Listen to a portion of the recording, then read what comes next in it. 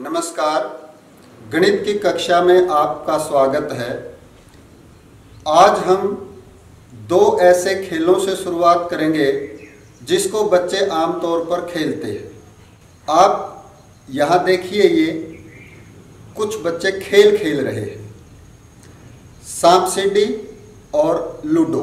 सांप सीढ़ी और लूडो इस गिट्टी की मदद से खेले जाते हैं और इस गिट्टी को पाशा बोलते हैं हिंदी में और अंग्रेजी में बोलते हैं डाइस।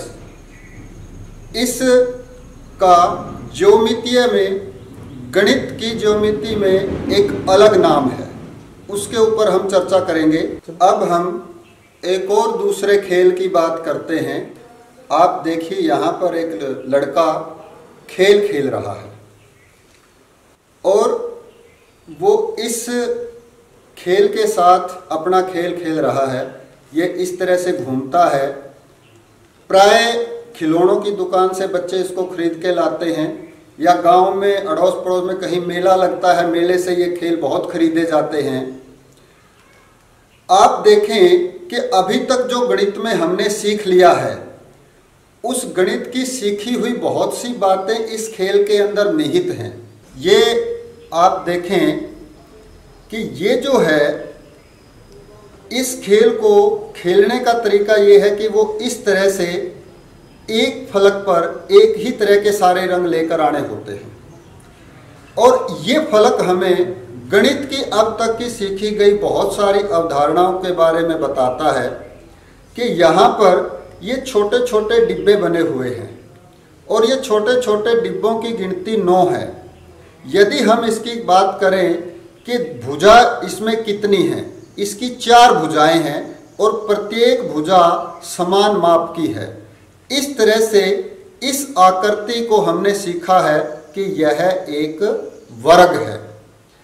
अब इसके दूसरे फलकों की बात करें तो हर बार हम देखेंगे कि यह एक वर्ग है और इस को यदि हम 3 विमाओं वाली आकृति के रूप में देखें, 3 विमाओं में हमारी लंबाई होती है, चौड़ाई होती है और उसके साथ हमारी मोटाई या ऊंचाई भी आ जाती है। तो 3 विमाओं में हमने बहुत सारे ठोस आकृतियों के बारे में अभी तक सीखा है। एक जोकर की टोपी होती है, आपका जो सॉफ्टी आइसक्रीम खाते हैं वो होती है, गेंद होती है, उसका अलग आकार होता है, ईंट होती है। ईंट को आप देखें तो उनमें से जो इस तरह की आकृति है, उस आकृति का आपको नाम याद होगा। आप वो नाम याद रखें। उससे पहले हम एक और बात आपसे पूछते हैं कि जो ये खेल है, जो ये वस्तु है, इस वस्तु का नाम क्या है? जी, इस वस्तु का नाम है क्यूब। रूब्रिक क्यूब इसको बोलते हैं और बहुत सारी प्रतियोगिताएं इसके ऊपर होती हैं। जापान में और चाइना में बच्चे इसको बड़े चाव से खेलते हैं और इसके बड़े कंपटीशन होते हैं। ये जो क्यूब है, इसको हिंदी में क्या कहते हैं? ठीक वही चीज कहते हैं जो ज्योमिति में हमने गणित में इस तरह की वस्तुओं के लिए नाम पढ़ा है और वो नाम है घन। आज हम कक्षा 8वीं का 7वां अध्याय घन और घनमूल पढ़ेंगे। अभी तक पिछले अध्याय में हमने सीखा वर्ग और वर्गमूल। एक बार वर्ग को अंकगणित में कैसे लिखते हैं वो हम रिवाइज करेंगे। 7वीं कक्षा में हमने घात और घातांक सीखा था। 1 गुणा 1 बराबर 1 की घात 2, 2 गुणा 2 बराबर 2 की घात 2, 3 गुणा 3 बराबर 3 की घात 2। इस तरह से n गुणा n बराबर n की घात 2। इन सभी संख्याओं को हम दोबारा से बोलें तो पहला था 1 का वर्ग, फिर 2 का वर्ग, 3 का वर्ग और इस तरह से n का वर्ग। वर्ग किसी संख्या की घात 2 को कहा जाता है और इस तरह से प्राप्त संख्या को हम पूर्ण वर्ग संख्या कहते हैं। आइए अब हम वर्ग और घन में क्या समानताएं हैं इसको ज्योमिति के आधार पर देखते हैं। एक वस्तु इसमें हम देखें, इस घन का यदि हम एक फलक लें तो ये वर्गाकार है, दूसरा फलक भी वर्गाकार है, तीसरा फलक भी, चौथा फलक भी, यानी कि सारे के सारे फलक सर्वांगसम हैं और वर्गाकार हैं। इस प्रकार के 6 फलकों से ये ठोस बना है। तो यहाँ हम जब इसकी लंबाई की बात करें, जब इसकी चौड़ाई की बात करें और जब इसकी ऊंचाई की बात करें, तो लंबाई गुना चौड़ाई गुना ऊंचाई, ये हमारी हो गई 3 विमाओं वाली ठोस आकृति। तो इसको हम जब वर्ग में बात करते हैं वहाँ पर 2 विमाएं आती हैं, लंबाई और चौड़ाई। उसमें लंबाई और चौड़ाई बराबर होती है, इसलिए हम कहते हैं भुजा गुना भुजा। जब हम घन की बात करेंगे तो हम भुजा ना कहकर इसका किनारा कहेंगे और प्रत्येक किनारा समान माप का रहेगा, तो हम किनारा गुना किनारा गुना किनारा, यदि हम भुजा की बात करें भुजा गुना भुजा, ये हम 3 बार लिखेंगे। अभी तक हम सीख चुके हैं कि इस तरह की जो वस्तुएं हमें दिखाई देती हैं वो घन के आकार की होती है। ये एक घन है। पूर्ण घन संख्याएं निकालने के लिए हम इनका प्रयोग करते हैं। इस तरह की कितनी घन लगाए जाएं ताकि जो नई है वो एक पूरा घन बने। एक के बाद हम 2 कर, 2 2 और 2, ये 4 और 4 8 बन गए। तो ये 1 और ये 8। इस तरह से अगली संख्या, इसमें 2 में 1 और जोड़ दिया 3, तो 3 गुना 3 ये 9 हो गए, 9 बीच में और 9 बाहर, तो ये 27 एक अगली संख्या आ गई। और फिर अगली संख्या 1 2 3 4, 4 इस तरफ हैं तो 4 ही दूसरी भुजा में होंगे, तो ये वर्ग बन गया। और इसकी ऊंचाई भी 4 ले लें तो ये घन बन गया। तो इसमें 4 चौके 16 और 16 चौके 64। इस प्रकार हमारे पास संख्या आई 1 8 27 और 64। 1 8 27 64 ये सभी पूर्ण घन संख्याएं हैं। इस घन को अंकगणित में कैसे लिखा जाएगा उस पे हम चर्चा करते हैं। 1 गुणा 1 गुणा 1 बराबर 1 की घात 3। 2 गुणा 2 गुणा 2 बराबर 2 की घात 3। 3 गुणा 3 गुणा 3 बराबर 3 की घात 3। और इस तरह से n गुणा n गुणा n बराबर n की घात 3। 1 की घात 3 बराबर 1, ये 1 का घन हो गया। 2 की घात 3 बराबर 8, ये 2 का घन हो गया। 3 की घात 3 बराबर 27, यह 3 का घन हो गया। और इस तरह से n की घात 3 बराबर n की घात 3 ही रहेगी और इसको बोलेंगे n का घन। यहाँ से हम सीख चुके हैं कि घात 3 को घन कहा जाता है। किसी संख्या की घात 3 को उस संख्या का घन कहते हैं। और इस तरह से प्राप्त संख्या को हम पूर्ण घन संख्या कहेंगे। 1 से 10 तक की सारणी हम देखें, सारणी में हम पाते हैं 1 का घन 1, 2 का घन 8, 3 का घन 27, 4 का घन 64, 5 का घन 125, 6 का घन 216, 7 का घन 343, 8 का घन 512, 9 का घन 729, 10 का घन 1000। 1 से लेकर 1000 तक की संख्याओं में केवल 10 पूर्ण घन संख्याएं हैं। इस सारणी में हम देखेंगे कि विषम संख्या का घन विषम संख्या आ रहा है और सम संख्या का घन सम संख्या होता है। जब हम 1 का घन 1 आएगा, 3 का घन 27, 3 भी विषम संख्या और 27 भी विषम संख्या है। इसी तरह से अन्य संख्याओं के बारे में हम देख सकते हैं। 2 सम संख्या है और उसका घन 8 भी सम संख्या है।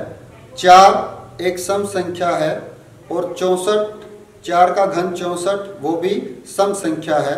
इस प्रकार से हमें ये स्पष्ट हो गया, सम संख्याओं का घन सम संख्या होगी और विषम संख्याओं का घन विषम संख्या होगी। एक बार ऊपर लिखित संख्याओं को देखें। ये सब विषम संख्याएं हैं और इन विषम संख्याओं के साथ हम पिछले अध्याय में वर्ग और वर्गमूल में बहुत अच्छे से खेल चुके हैं। क्या कोई प्रतिरूप यहाँ घन में भी ये संख्याएं बनाती हैं? अब आप थोड़ा सा और गौर करें तो मैंने यहाँ कुछ ऊपर दंड रेखाएं लगाई हुई है। यहाँ 1 पर है, आगे 2 संख्याओं पर है, 3 संख्याओं पर है, 4 संख्याओं पर है और आगे 5 संख्याओं पर होंगी। आइए देखते हैं ये हमें क्या देती है। पहली संख्या लेते हैं 1, और यदि हम 1 की बात करें तो 1 का घन भी जो है वो 1 ही होता है। अगली संख्याएं लें 3 और 5। यदि हम 3 और 5 को जोड़ दें तो ये संख्या बनती है 8, और 8 को हम देखें, क्या यह पूर्ण घन संख्याओं में से कोई संख्या है? बिल्कुल है, 2 का घन। अगली 3 संख्याएं हम लें 7, 9 और 11। यदि हम तीनों को जोड़ दें तो 11 और 9 20 और 7 27, और 27 भी एक पूर्ण घन संख्या है। यह 27 किस संख्या का घन है? 3 का। और इस तरह से अगली संख्याएं 11 के बाद विषम संख्या 13 जमा 15 जमा 17 और जमा 19, इन सब का जोड़ यदि हम करें तो ये आएगा 64। और 64 भी हम जानते हैं कि एक पूर्ण घन संख्या है। और 64 किसका घन है? 64 4 का घन है। इस तरह से इस पैटर्न को हम आगे बढ़ा सकते हैं। एक एक्टिविटी के माध्यम से हम देखेंगे प्रैक्टिकली किसी संख्या को पूर्ण घन बनाने के लिए हम क्या करते हैं। हम ये छोटे घन ले लेते हैं और इन छोटे घनों को इस तरह से, ये कोई संख्या है, गिन लेते हैं 9 और 6 15 और 3 18। इस 18 को पूर्ण घन बनाने के लिए कितने घन इसमें और जोड़े जाए? देखें, यहाँ पर 3 घनों की जगह खाली है। हमने ये 3 घन लगा दिए, इसमें 3 घन लग गए हैं। उसके ऊपर 6 घनों की जगह खाली है, तो ये 6 घन इसके ऊपर हम लगा दें तो कुल कितने घन हमने इसमें जोड़े? 9 घन। 9 घन और जोड़ने के बाद अब घनों की संख्या जो है वो 27 हो गई है। तो 27 क्या है? हमारी एक पूर्ण घन संख्या है। अभी तक हम घन और पूर्ण घन संख्याओं के बारे में जान चुके हैं। घन संख्याओं के एक पैटर्न के बारे में हम बात करते हैं। एक संख्या हम लेते हैं 4, 4 के अभाज्य गुणनखंड हम बनाएंगे 2 गुणा 2। 4 का घन होता है 64 और 64 के अभाज्य गुणनखंड बनाएंगे 2 गुणा 2 गुणा 2 गुणा 2 गुणा 2 गुणा 2 बराबर 2 की घात 3 गुणा में 2 की घात 3। अगली संख्या 6। 6 के अभाज्य गुणनखंड 2 गुणा 3। 6 का घन 216 और 216 के अभाज्य गुणनखंड 2 गुणा 2 गुणा 2 गुणा 3 गुणा 3 गुणा 3 बराबर 2 की घात 3 गुणा में 3 की घात 3। एक और संख्या लेते हैं 15। 15 के अभाज्य गुणनखंड 3 गुणा में 5। 15 का घन 3375। 3375 के अभाज्य गुणनखंड 3 गुणा 3 गुणा 3 गुणा 5 गुणा 5 गुणा 5 बराबर 3 की शक्ति 3 गुणा में 5 की शक्ति 3। इस तरह से हम पाएंगे कि प्रत्येक पूर्ण घन संख्या के अभाज्य गुणनखंड 3 3 के समूह में आएंगे। कोई संख्या पूर्ण घन है या नहीं, इसका कैसे पता लगाया जाए, उसके लिए हम अभाज्य गुणनखंड विधि का प्रयोग करेंगे। अब प्रश्न आता है कि कोई संख्या पूर्ण घन संख्या नहीं है तो उसको पूर्ण घन संख्या कैसे बनाया जाए।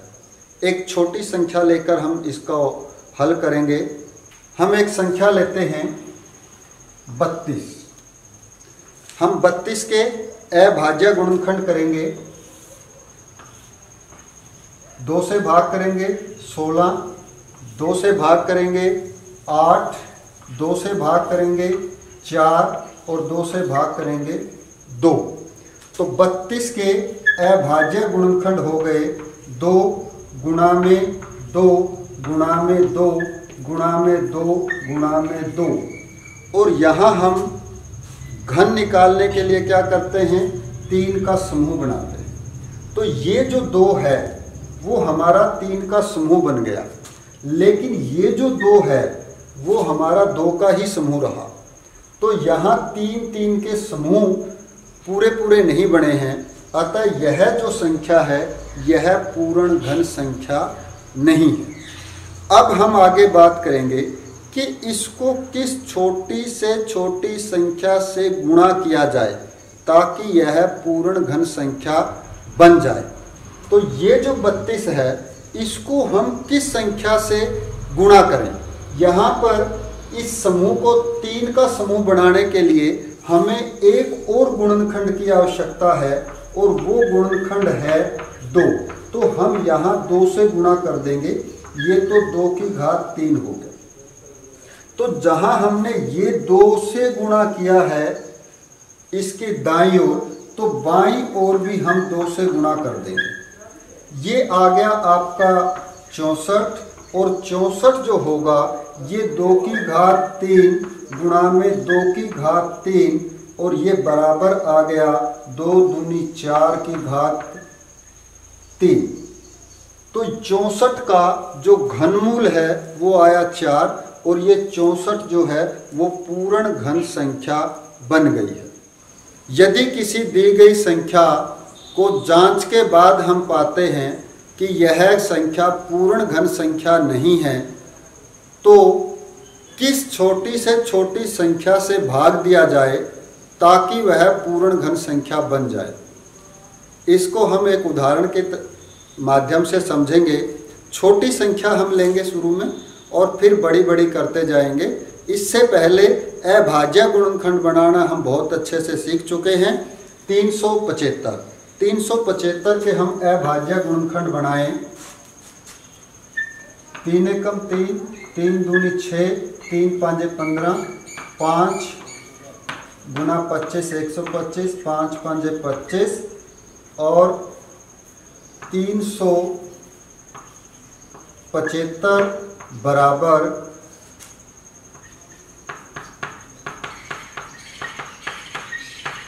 375 बराबर 3 गुना में 5 गुना में 5 गुना में 5। यहाँ पर हम देखते हैं जब 3 3 के समूह बनाएंगे तो 5 तो 3 के समूह में आता है, लेकिन 3 जो है वो अकेला ही है। तो जो फालतू की संख्याएं बच जाएंगे, अभाज्य गुणनखंड 3 3 के समूह बनाने के बाद जो अभाज्य गुणनखंड शेष रहेंगे उन्हीं से हम इस संख्या को भाग कर देंगे। तो 375 को हम भाग करेंगे 3 से और यहाँ गुणनखंडों को भी हम भाग कर देंगे 3 से। तो ये 3 से 3 कैंसिल हो गया और ये 3 से काटेंगे तो ये आ जाएगा 125। तो 125 5 का घन बन गया। इस तरह से 3 से भाग देने पर 375 पूर्ण घन संख्या 125 बन गया। अभी तक हम पूर्ण घन संख्याओं के बारे में पढ़ चुके हैं और यह एक पूर्ण घन संख्या है। इसमें जितने घन लगे हुए हैं यदि हम उन सब की गिनती करें तो ये जो संख्या है ये बनेगी 64। और 64 कैसे आया था? 4 गुणा 4 गुणा 4। अब दी गई घन संख्याओं के घनमूल कैसे ज्ञात करते हैं? ये जो संख्या है ये किस संख्या का घन है और यह जिसका घन है वह संख्या इस संख्या का घनमूल है। यदि हम इसकी बात करें तो इसमें हमारी लंबाई, चौड़ाई और ऊंचाई ये सब बराबर माप की है और इसका एक किनारा जो है उसको हम गिन लें 1 2 3 4। ये जो 4 संख्या आई ये इसका घन है 64। 64 का घनमूल होगी 4। 27 का यदि हम देखें तो ये संख्या 27 है, वो भी एक पूर्ण घन संख्या है। और ये 27 किसका घन है? 27 3 का घन है। तो 3 क्या हो गया? 27 का घनमूल। घन में हम घात 3 लेते हैं और घनमूल में हम घात 1/3 लेते हैं। पिछले अध्याय में हमने सीख लिया था कि वर्ग जो होता है किसी संख्या की घात 2 होता है और वर्गमूल किसी संख्या की घात 1/2 होता है। ठीक इसी तरह से घन में भी जो घन होता है वो किसी संख्या की घात 3 होता है और घनमूल किसी संख्या की घात 1/3 होता है। तो हमारा जो अध्याय घन और घनमूल है, घन का अर्थ है किसी संख्या की घात 3 और घनमूल का अर्थ है किसी संख्या की घात 1/3। एक बड़ी सी संख्या लेते हैं 15,625 और 15,625 का घनमूल निकालना है। यानी कि हमें बताना है कि यह संख्या किस संख्या का घन है। तो हमारे पास विधि वही रहेगी, अभाज्य गुणनखंड। हम इसके अभाज्य गुणनखंड करेंगे। 5 3 15, 5 एकम 5, 5 दूनी 10 और 5 5 25, 31 25। फिर 5 से भाग देंगे। 5 6 23, 5 दूनी 10 और 5 5 25। 5 से भाग देंगे 125 और फिर 5 से भाग देंगे 25 और फिर 5 से भाग देंगे 5। अब हम देखते हैं 15,625 के गुणनखंड। 625 के गुणनखंड आए 5 गुना में 5 गुना में 5 गुना में 5 गुना में 5 गुना में 5। अब 5 5 5 5 5 ये जो अभाज्य गुणनखंड आए इनको हम 3-3 के समूह में इकट्ठा कर देंगे। एक समूह 3 का ये बन गया और एक समूह बन गया ये। अब ये 15,625 बराबर किसके हो गया? 5 की घात 3 गुना में 5 की घात 3। और जब हम इसका घनमूल लेंगे 15,625 और इस 5 की घात की 3 की घात 1/3 करेंगे। घात और घातांक में हम सीख चुके हैं 5 की घात 3 और सारे की घात जब 1/3 होगी तो ये होगा 5 की घात 3 और गुना में 1/3। 3 से 3 कैंसिल हो गया और ये 5। तो जब हम इसका घनमूल लेंगे तो ये बनेगा 5 और गुना में 5 और ये आ गया 25। तो ये 15,625 25 का घन है और 25 15,625 का घनमूल है। यदि हम इसमें केवल ये निशान लगा देते हैं तो ये पिछले अध्याय में हमने सीखा वर्गमूल का निशान है। यहाँ घात होती है 1/2, लेकिन यहाँ हम ज्ञात कर रहे हैं घनमूल, तो हम यहाँ पर लिखेंगे 3। और इसको दूसरा जो लिखने का तरीका है 15,625 इस सारे की घात 1/3 लिख देंगे। तो ये भी एक घनमूल को लिखने का तरीका है। हम इसका प्रयोग कर सकते हैं या इसका प्रयोग कर सकते हैं। तो 15,625 का घनमूल आया 25 और 25 का घन है 15,625। पूर्ण घन संख्याओं का घनमूल निकालने के लिए हमारे पास एक और विधि है। उस विधि का भी हम यहाँ एक संख्या लेकर जिक्र करेंगे और सीखेंगे।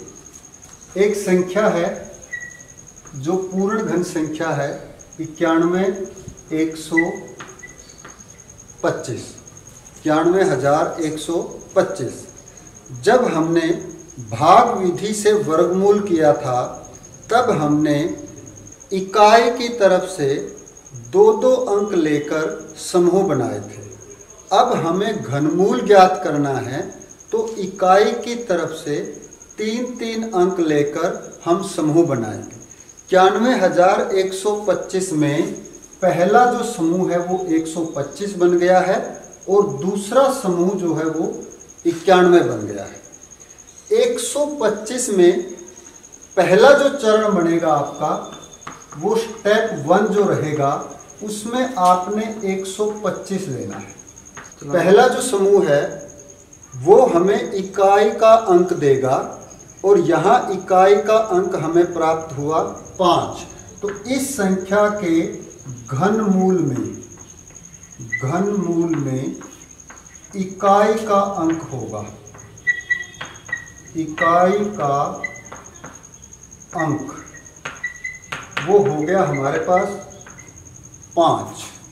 अब हम दूसरा समूह देखते हैं स्टेप 2। जो स्टेप 2 है दूसरा चरण हमें क्या देगा, इसमें दहाई का अंक क्या रहेगा।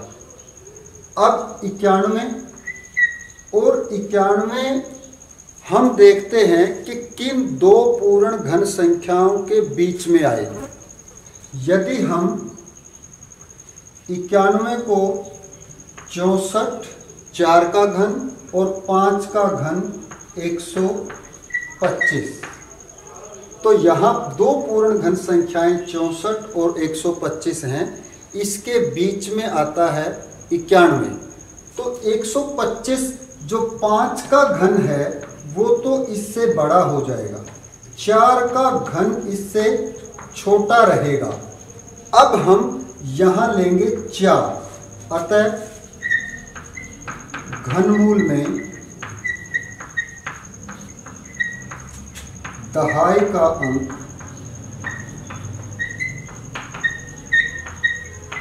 वो हमारा रहेगा 4। इस प्रकार दी गई संख्या 91,125 का घनमूल हमारा रहेगा 45। अब बच्चे आम तौर पर ऐसी गलतियां करते हैं, वो 91,125 को बराबर लिख देते हैं 45 के, जबकि ये पूर्णतः गलत है। ये 45 क्या है? 91,125 का घनमूल है। तो हमें इस संख्या के ऊपर घनमूल का निशान लगाना पड़ेगा, तभी ये दोनों पक्ष बराबर होंगे। 91,125 का प्रत्यक्ष विधि से हमने घनमूल निकालना सीखा और वो आया 45। एक बार इस विधि को पुनः देखते हैं, 45 कैसे आया। पहले समूह हमने लिया था 125 और 125 में इकाई का अंक आया 5। वो घनमूल में इकाई का अंक हमने 5 लिख दिया। दूसरा जो समूह लिया वो हमने देखा कि दो पूर्ण घन संख्याओं के बीच में है और वहाँ पर उससे ठीक पहले की पूर्ण घन संख्या 64 है और 64 होता है 4 का घन, तो दहाई का अंक हमारे पास आया 4। ये 4 हमने यहाँ पर दहाई के स्थान पर लिख दिया और इस तरह से हमें प्राप्त हुआ 45, जो कि 91,125 का घनमूल है। अब एक्सरसाइज से बच्चे कुछ और अभ्यास करेंगे और अपने आप अभ्यास करके इस घन और घनमूल के अध्याय को बहुत अच्छे से लर्न कर लेंगे। अभी तक हमने घन और घनमूल के सभी प्रश्नों को छू लिया है। अब हम आपके लिए गृह कार्य के रूप में एक खेल देते हैं। पहली 9 विषम संख्याओं को आपने इस वर्ग में इस तरह से लिखना है कि प्रत्येक पंक्ति का, प्रत्येक स्तंभ का और प्रत्येक विकर्ण का योग एक पूर्ण घन संख्या आए। और ये खेल जो आपके लिए है वो बहुत ही मज़ेदार रहेगा। आइए देखते हैं कि इस खेल को कितनी जल्दी कितने बच्चे पूरा कर लेते हैं। यह खेल आपके लिए अध्याय के साथ साथ अतिरिक्त कार्य के रूप में रहेगा।